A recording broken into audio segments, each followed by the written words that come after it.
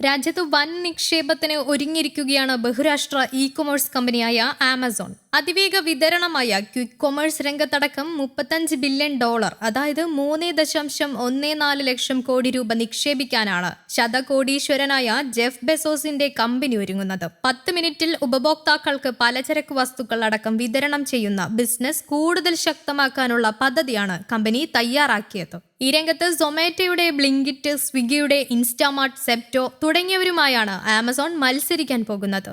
ആമസോണിന്റെ ഇന്ത്യയിലെ senior vice president Amit Agarwal ആണ് പുതിയ നിക്ഷേപ പദ്ധതി സംബന്ധിച്ച വിവരങ്ങൾ പുറത്തുവിട്ടത്.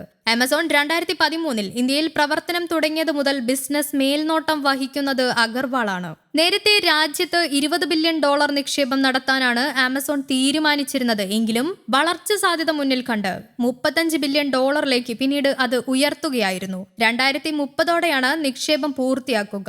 മൊത്തം നിക്ഷേപത്തിൽ $12.7 ബില്യൺ.